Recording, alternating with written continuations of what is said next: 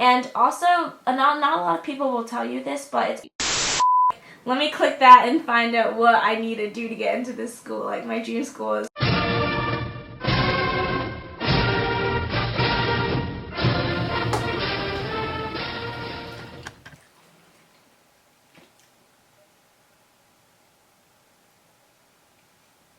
Such a mini, you need more than one. Wait, Chaz, we're not showing her.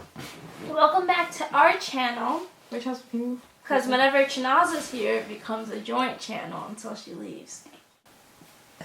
Excuse me. Anyway. Yes, you can. Dude, stop reacting like that. Like you're trying to edit this into your video. Can you stop? I'm not trying to edit. Yeah, you already know, like, that reaction. She's like, yep, she just burped. Like, why are you acting like it's an unnatural human process? Can you really? What are you doing? One eternity later. Hey guys! Okay, so I'm Chinaza, not your normal person to do this intro, but I will be taking over Chidar's YouTube channel today. So I brought my guest, Chidar over here, and we're going to be talking about the college admissions process. Okay. Yeah, it's a joint channel for today. Anyway. Hey guys, what's up? Welcome back to my channel. So as you can see, I have a very special guest back on my channel. We're talking about a topic a little bit more serious in this video, the college application process. You guys know that the college admissions process is not just like, alright, senior year, let's get this done, like let's start, and it could start years and years in advance, and it takes a lot of planning. No matter what age you are at, like it's never too early to start. My sister and I, we both literally started preparing. We've been preparing for this. I don't want to say all of our lives because that sounds cliche, but all of our lives. You just have to mentally just get in that headspace that like I'm working toward this, and obviously. So definitely a long term goal. It's a long only the real can relate. It just it's not like a battle or anything, but at the same time it's not easy. I just wanted to let you guys know that I'm currently a student at the University of Pennsylvania, and I applied early decision, which basically means that I did not apply to any other ivies or elite institutions really. Earlier on, I decided that Penn was the school that I wanted to attend. So I didn't think it was necessary to put myself through applying to other schools. I'm an incoming freshman at Harvard College and just graduated high school, so I have a lot of advice to give. So that's super exciting for me. Yeah, for sure. Oh, I applied early action to Harvard. Even if you're applying early action, sure, it's not binding, but it still means that you can only apply to one school early. There's no formula for getting into college. Yeah. Like if you looked at this video and you were like, let me click that and find out what I need to do to get into this school. Like my dream school is... I mean, that's the idea. But we'll try to put stuff in here for everyone. There's going to be 5 main sections that we're going to talk about. Standardized testing, extracurriculars, grades, GPA, classes, that kind of stuff. The essay, and then surprisingly college recommendations, which are a lot more important than you think. So the first thing we'll be talking about is standardized testing. So we're going to be completely transparent with you guys as to like what scores we've got. You can either take the SAT or ACT. They both test relatively the same material. There's just slight differences. Our scores are kind of different in the sense that she took the old SAT and I took the new SAT. I'm 2 years older than her. So I took the SAT when it was out of 2400. And then mine is 1600 scale. Most of you who are watching this are going to be taking or have taken the 1600 scale. So those scores will probably make more sense to you than hers, but we'll still give you both sides anyway. Right. But okay, so I'm gonna give you guys my super score. Drum roll. So these are my stats. On the math section, I got a 750. Reading, I got a 660, and then for the writing section, I got a 720, which adds up to a total score of 2130. I think that number is kind of useless to you guys because it doesn't give you any kind of point as to where you should be, so that's where she comes in. Yeah, so on my SAT, I got a 1540 overall, 760 on like the English part, and 780 on the math. But the beauty about the SAT and the ACT is that if you don't feel like you did well enough on one, just take the other. When people ask me what score to aim for, just whatever college you're interested in, go on their website, do your research, look at the range of what they want. As long as you're inside of that range, you should be pretty good to go, and for the most part, it will rely on other factors. My perspective on stats is like, stats are stats. Like, go get within the range of the school, obviously, but then after that, it truly depends on you as a person, because as much as scores matter, I think that the school knows that capabilities are also determined on a lot of other factors. Exactly. And so. yeah, and I think people tend to forget that the application process is holistic. So they're not only looking for someone with perfect standardized testing scores. So I think someone needs to remember that. It's not the end all be all, but you need the scores, and that's just the hard fact. Like Chinaza was saying, you need to just make sure that you're in that range. A lot of people have questions about like SAT subject tests. They don't require them anymore, but they're highly recommended. Right, and so a little tip, if something is highly recommended, do it. If certain essays in your application, they say highly recommended, but it's not mandatory, do it. Because at the end of the day, it's only going to help you. For Ivy Leagues, I'd say above a 700. But at the same time, if you don't get above a 700, don't rule it out because of subject test scores. Exactly. Because subject test scores are a small factor in the application. Like, I can say that with certainty. Subject tests are really like, are you a master at biology? Are you a master at math? Or whatever it may be. So the best thing that you can do to study for those is to get good grades in whatever subject that is. And for me, like, one of the subject tests that I submitted was my biology subject test, which I did well on. And I think that helped my application because I applied as a biology major. So I think that it made sense. But at the same time, I would just say take whichever subject test you can do best at. So the last thing we're going to say about the SAT is, how do you get the scores? So to be completely honest, the secret to getting high SAT or ACT scores is to just practice. If you are a freshman in high school, it's never too early to start practicing. I will just say that right here. If you can, take a practice test and take them occasionally, and that way you can kind of just see your score increase. Check your progress. For sure. Check your progress. Personally, I think it's just best when you practice over a period of time, because then the thought of the SAT isn't as daunting. Like, for both of us, I know that like when it came time for us to take our SATs, we had honestly been practicing for so long that in the weeks coming to the SAT we weren't necessarily cramming. Other than the summer between junior and senior year, there's really just not that much time. And I think it's very daunting of a task to think, okay, I just need to cram and just like take a bunch of SATs and just like cram to just like cram it all into the summer. So you may be wondering, when do I take the SAT for the first time? You've prepared freshman and sophomore year a little bit, you've given yourself time, and now it's ready. It's time to take it and see how well you do. So probably January of your junior year. I did not even follow that route. I took mine in June, but that was because I was relatively confident in my abilities and I kind of knew what I was doing. And like, going off of what she said about how she was confident in her abilities, the reason why is because of practice tests. I remember leading up to the exam, like, I'd take my practice test. I take one a week and I just review that weekend. Like, it was chill. It was like something I did on Saturdays. I got consistently about the same scores, and then I'd review, I'd do slightly better, like over a long period of time, obviously. But she hit the nail on the head like right then and there and didn't need to take it again.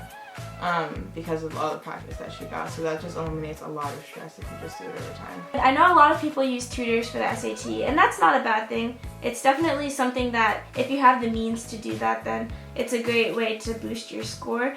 But we just wanted to say that it's definitely not necessary, right? Especially especially since financial situations are always different, and not everyone can afford that. They're so expensive. They're so expensive, and there are a lot of means of getting a nice SAT score without it. Khan Academy I mentioned was free.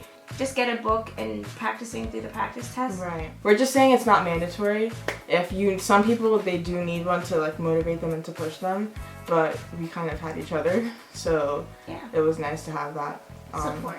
Yeah. Even though I'm 2 years older than her, we were both practicing for the SAT at the same time, and that's why she was like ready by the time her junior year came around.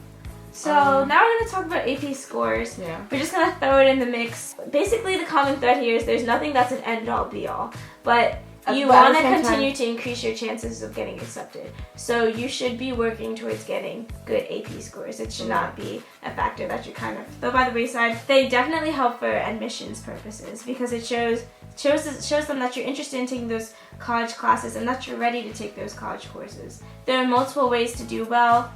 Obviously, doing well in school, like hopefully your teachers are preparing you for that. And also, if you need the extra help, do your research and get a good AP book online. Watch videos on YouTube.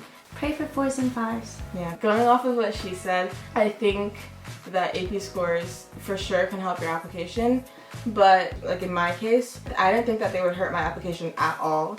But at the same time, I didn't think that it would drastically help it and improve it from A to Z, like either way. So I personally decided not to send them in just because it's not mandatory and I got into Penn. It might be different for Harvard, so something like that might only work for Penn. Maybe if you plan on applying to Penn, I'm just saying, like in my case, I know that like I didn't submit it and here I am. So I know that was definitely a risk on my behalf, but I survived and I'm here to tell the tale, so. I think that it goes to show that AP scores can have a variety of different ways that it can benefit you, but it's definitely like up to you depending on your scores and how comfortable you feel sharing them, whether you want to. And I was actually really surprised when I was filling out my forms. There was no like official like sending your AP score report. Like that's completely optional and up to you. So like the amount that they value it is probably similar to subject scores, just the fact that you're taking them and you're doing well on your GPA, and it shows on your transcript that you're doing well in the class, which we're going to go to next. Right, exactly. That also matters definitely more. Yeah. So we'll go into that right now. So right now you might be wondering, which classes should I take in high school to get into an Ivy League? The most straightforward answer I can give you is to take the most challenging classes that your high school offers. I took a total of... Okay, 13? so... 1... I don't know I took much. 12. Oh, you took 12? Yeah. She took 12. I took 13. Same number. Take as much as you can handle, basically. I know that there are situations where someone will take 6 AP classes, but they'll get like C's in some. Don't do that. Take what you can handle. If that means taking 4 AP classes and getting all A's instead of taking 6 and getting like a C. You just want to get as high of a GPA as possible while showing them that you have challenged your curriculum to the fullest extent. I believe that admissions officers know the amount of like the kind of courses because they get a school report along with that, so they know what the rigor of your school is. Right. So don't feel bad if your school only offers a handful of AP courses because they know like what your school is made of. The fact that you're challenging yourself, you're gonna look so much more desirable to the person who kind of took the easy way out. On a side note, if you don't feel like your school offers enough AP tests and you're a big tinker, you can always self-study for AP tests. Oh, yeah. People do that, and people do really well, especially if you're motivated to do that. You can.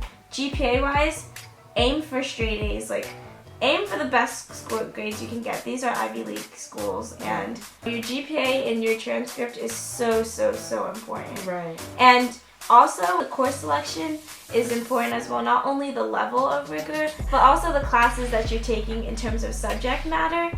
Because if you say in your essays you're interested in this, it would be icing on the cake if you take classes geared towards that, because it shows that it kind of paints that picture of who you are. Right. And it gives them insight into that. Exactly. It's not necessary because I took a variety of classes. I had a lot of interest in high school.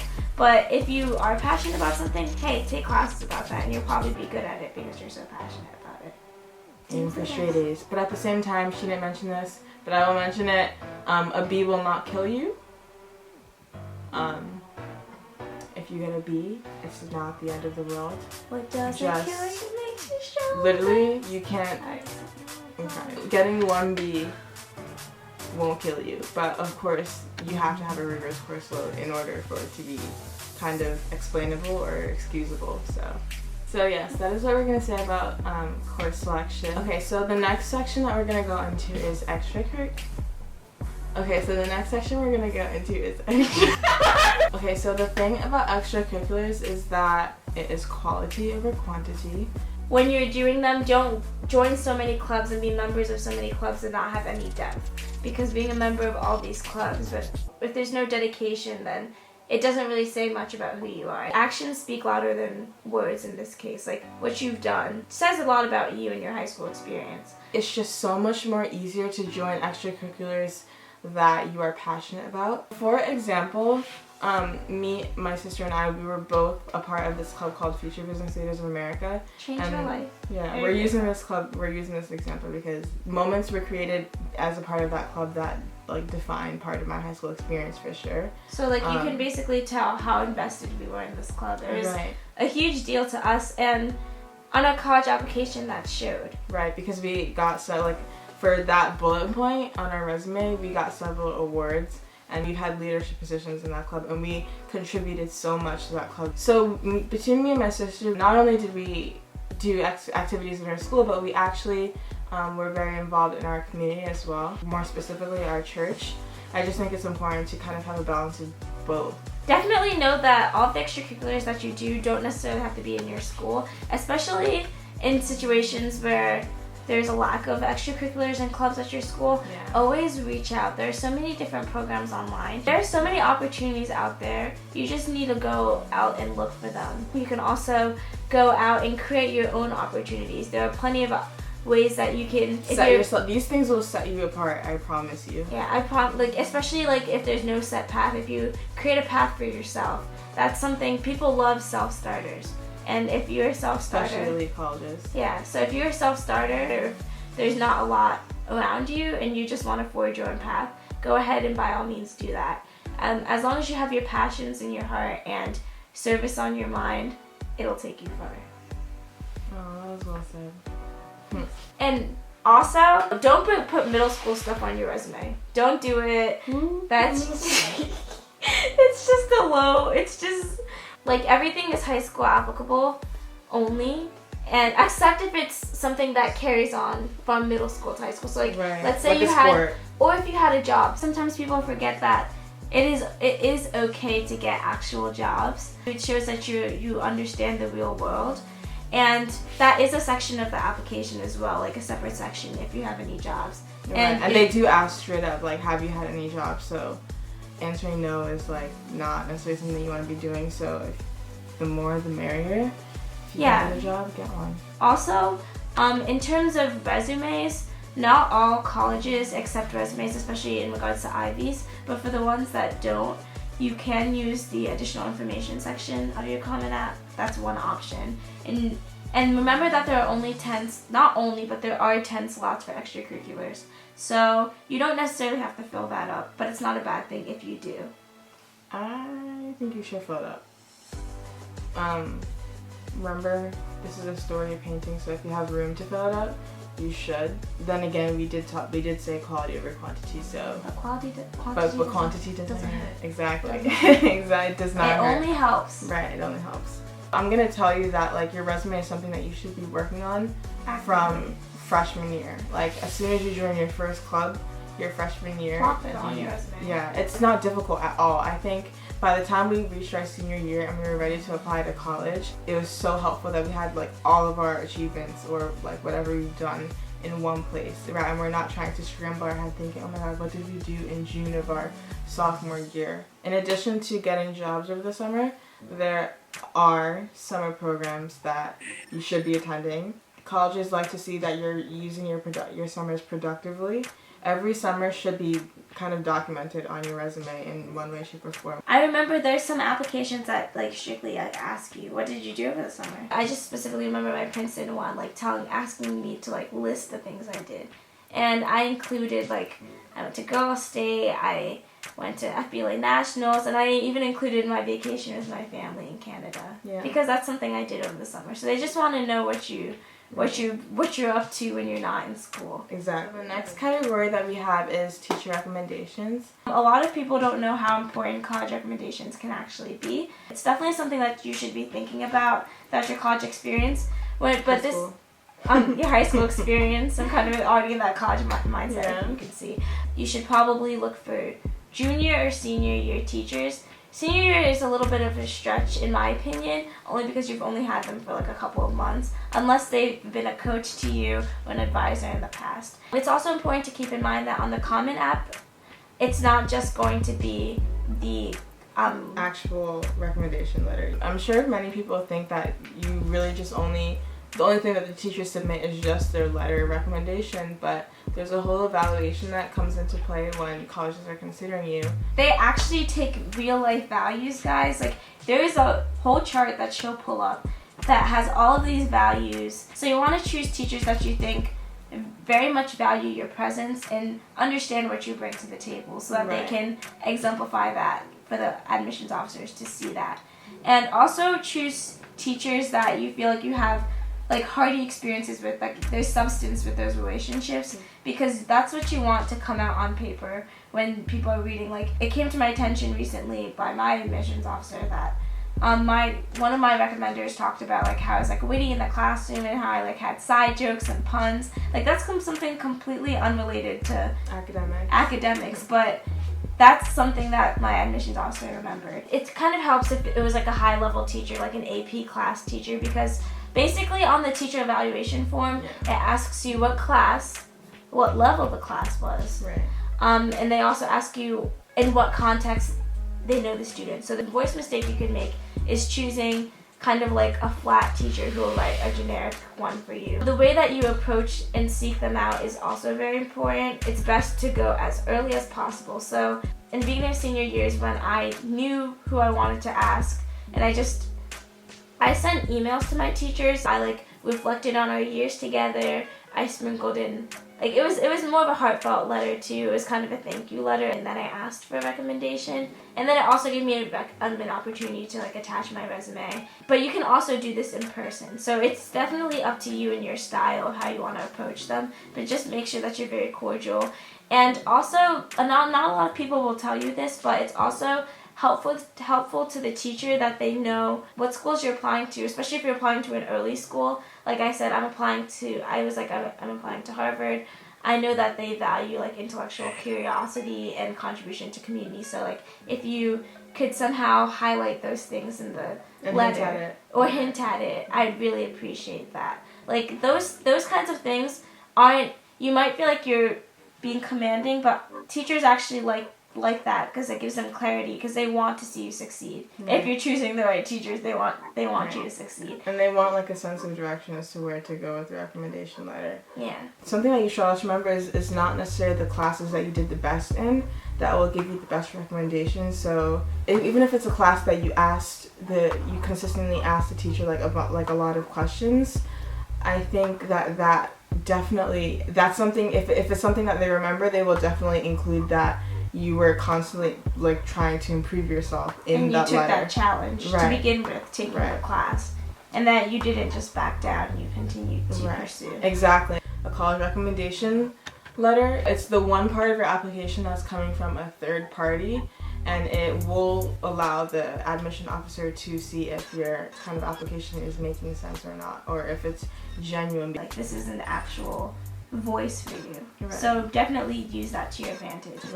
Yeah. The last thing that we will be talking about today is the essay. Okay. You got the essay pretty much. I'll just sprinkle in. I'm just here for face. We'll see. So for the essay, the fact of the matter is that certain schools value certain things more than others, so that is what they ask about in the essay. This is the one place in the application where you can really showcase your personality. Let it shine. Yes, you have to let it shine. And as many resources as there are out there on how to on like just basically essays that kind of got people into these elite institutions, I think that you should definitely use these resources to know how to approach the essays and kind of maybe like what kind of syntax to use. Or be inspired. Right. Just to be inspired. Just to be inspired. Just be super genuine and speak from the heart. And when people ask, I don't even know where to begin, I don't even know what to write about, you will figure it out. And it always seems to be something that it requires a lot of introspection and a lot of self-evaluation and reflection. And you'll learn so much about yourself that you had no idea. So many like drives, passions, things that fuel your decisions that you really had no idea about. Thinking about it is progress because it requires thought. You can't just jump into it and be like, all right, let me bang out this essay. This is not your research paper that's due tomorrow. So this is something that I think that you should definitely do over a span of time and not just the night before. It's nice to have an anecdote to kind of create a basis. To create a basis. At the end of the day, it's just a matter of how you want to portray yourself in the most authentic way possible. So what I say in regards to that is just write about whatever you care about from the get-go, and then after you read your finished product, you can figure out where you want to put it. Because it really doesn't matter. The essay is the essay, and when they read it, they're not going to be like, what is the prompt? How did they fit? They're not an SAT grader. They want to know who you are. Yeah, exactly. When they're going through these essays, they want to see who you are, and whichever question can best fit that description, go for that. That's kind of the best advice that you can give, is to be true to yourself, although cheesy and oversaid and cliche. Seek help from people who know a lot about you. Yeah, me and Chinaza, we literally shared a room for 16 years, so when it came to my college application essay, she was someone who I kind of relied on heavily to kind of help me get a sense of direction as to where I should lead my essay, because sometimes there's certain things about yourself that you don't even know and that other people know and can kind of help you flush out. Like for every aspect that we've been talking about, it has to be top-notch in order to get into these schools. So it should feel like it was written from the heart, and it should feel personal, because if it doesn't feel that way, then the admission officer won't feel that either. I think it will be very apparent if you spend however 6 hours writing this essay versus 6 weeks. And the essay is one of the things that can push you into that acceptance pool. Especially if there's somewhere other place where you're lacking, that essay can really be like, no, she's a real person. I want her in my school. As far as supplemental essays go, I'll speak on behalf of Penn because that's the only supplement that I wrote. So for Penn's supplement, they asked why Penn? And for those questions, which you guys will no doubt encounter, I think that if you aren't necessarily familiar with the school, definitely watch YouTube videos, watch videos of students who go to the school. That way you can kind of get a feel of what the culture on campus is like. Because I think they want an essay that has been tailored to that school.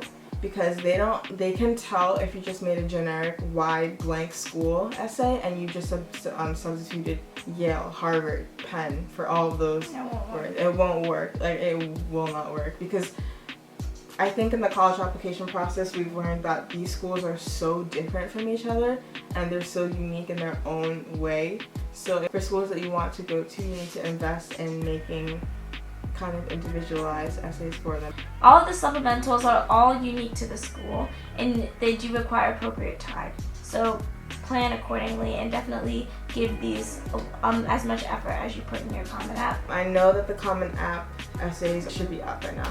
I know that each and every one of you guys have had experiences that are worthy to be shared. Right. When you're reflecting, just think about experiences that have helped find who you are. Alright guys, so that is it for this video. We really hope that the advice we gave was very informative. We just wanted to remind you guys to just take it one step at a time. And this is something that you prepare for over the course of 4 years. So if you spread it out, everything will be so much more manageable. Any additional questions that you may have, anything that we didn't cover, please do not hesitate to hit my DMs. Just keep the faith, believe in yourself, be true to yourself, and the process will do what it does. As corny as it sounds, you will end up where you're supposed to be. So just have faith, and everything will all work out. You're an amazing student, and you worked hard for this. So you got this, BB. So don't forget to like the video if you found it informative, and also subscribe on the way out if you haven't already. I would love to have you join our little family. And yeah, I guess we will see you in the next video. Ooh, not we. I mean, unless sequel. Please. Alright. I will see you guys in the next video. Bye guys. Much love. Okay. I hate you. Deuces. Ow, ow, ow, ow, ow. Oh shoot, I'm sorry. Yeah, you have to be careful, Chinaza.